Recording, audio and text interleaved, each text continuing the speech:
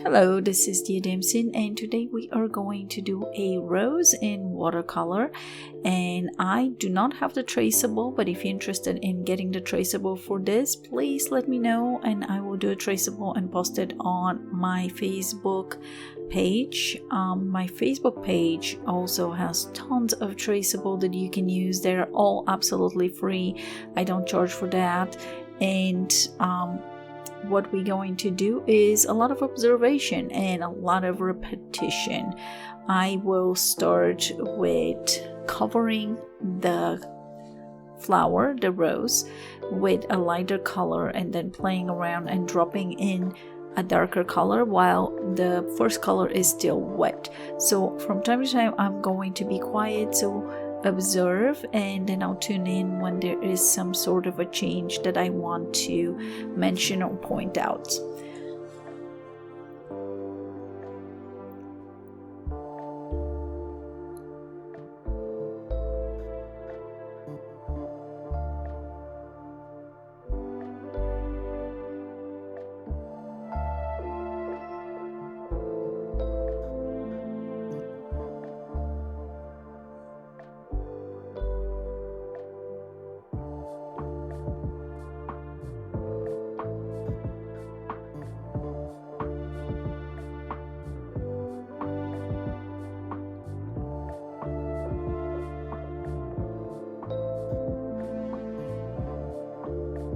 So for now I am using one color and a very transparent version of that color. So my brush is wet, slightly wet, and I gently touch the color so I don't overload my brush.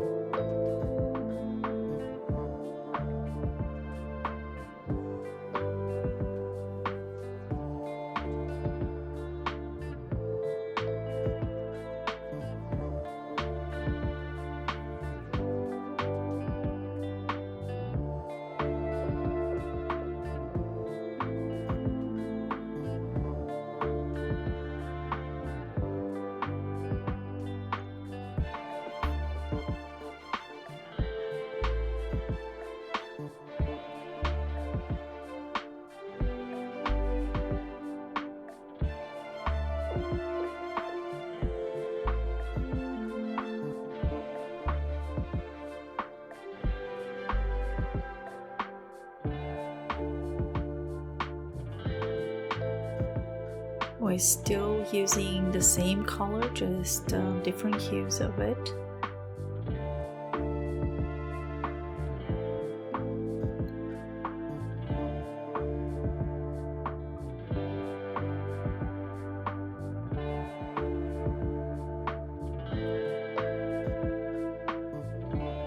So I'm using a color for the edge, which is supposed to be a very light color, but it's not completely white.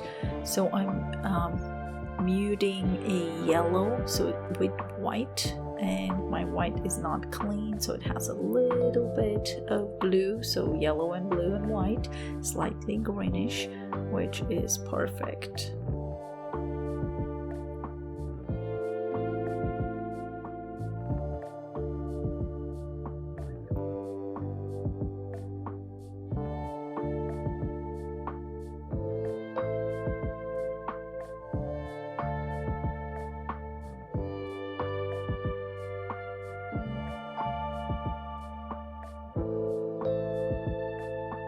Just waiting for the rose to dry, so I'm going around and playing a little bit with the background. I'm adding a slight shadow. Most likely I'm gonna cover this up later or leave part of it, but we'll see.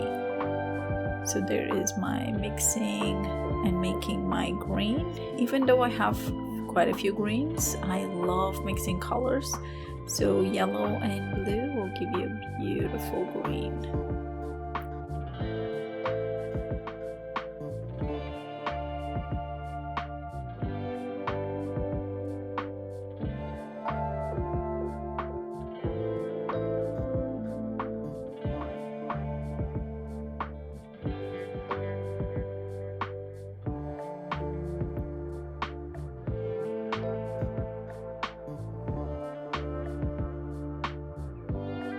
Like most of my art videos, I do cover the background so you guys get an idea how it looks, but you don't have to cover the background completely. You can just simplify and do the main elements only.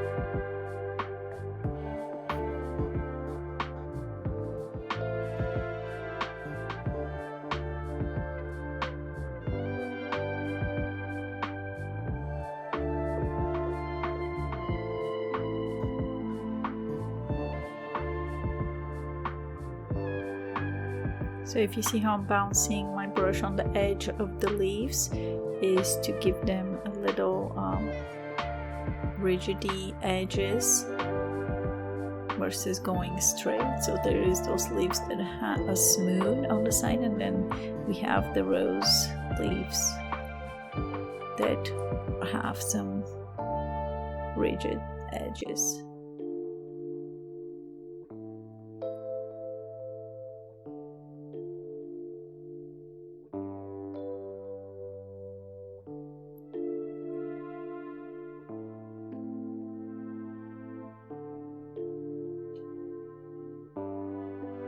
Just to create a jaggedy edge. I mean, it doesn't have to, you don't have to do the whole side of the leaves. You can do just a little bit, and that's going to give us an idea.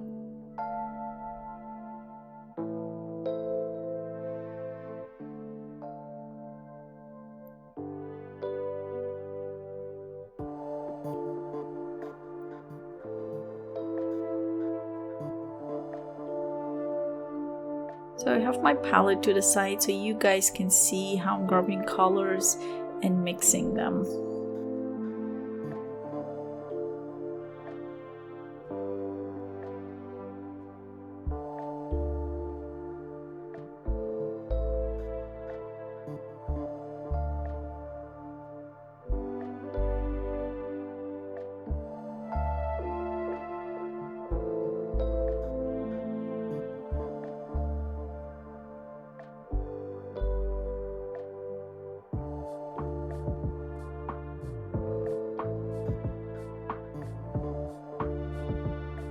Sometimes I'll drop the color in and later on I'll come in and blend it a little bit better.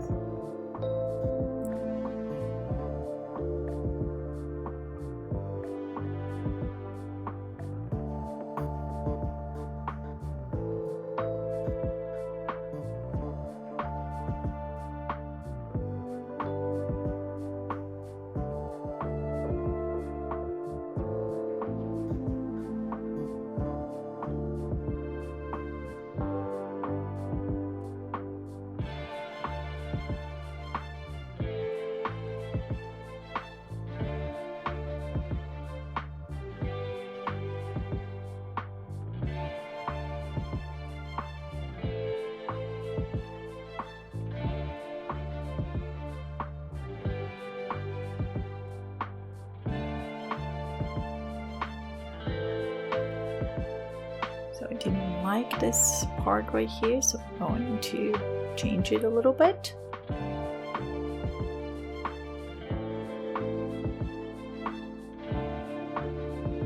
And if you see how I have two petals that are much darker, so we are pulling in the eye of whoever is looking at the object towards that center.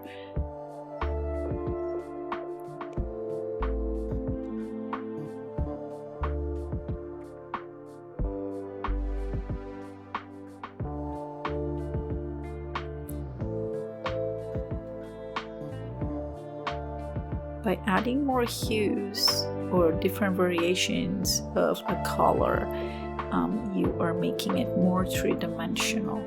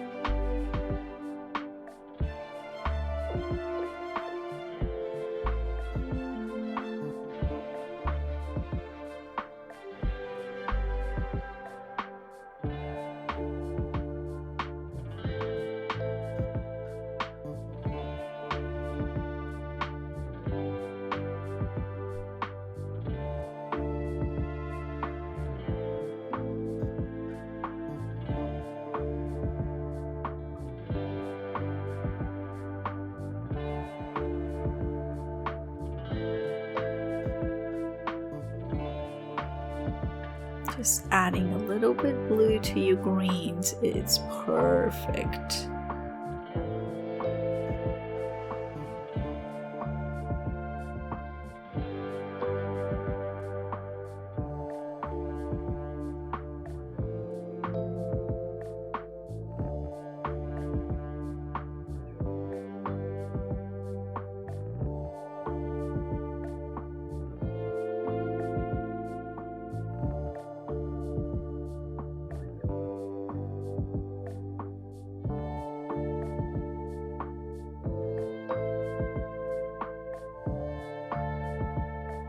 So what I'm doing with my bluish purple, I am going to add a line on areas that I feel like they're getting a little lost and not so visible.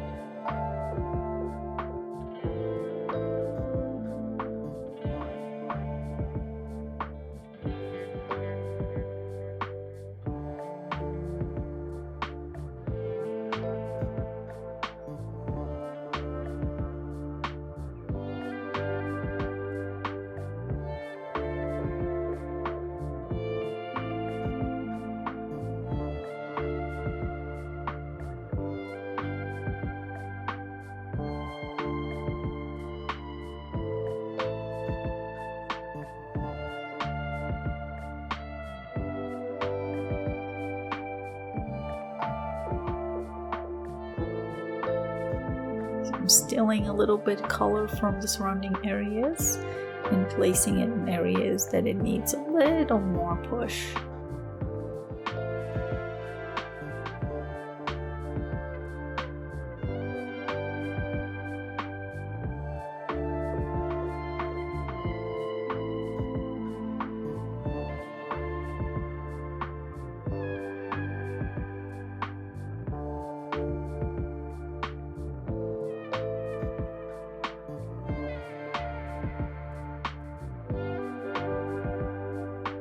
And I do that a lot. I will put a lot of color, then I'll lift part of it out or brush it around.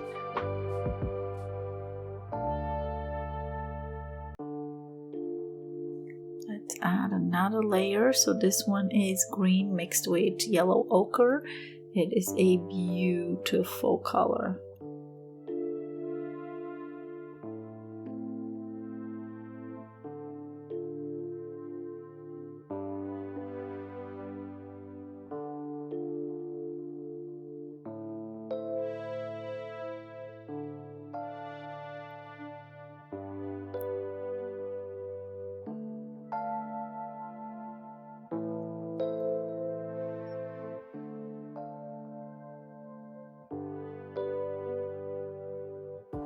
By adding a little more, I guess, shadow depth, whatever you call it, we're pushing that rose forward.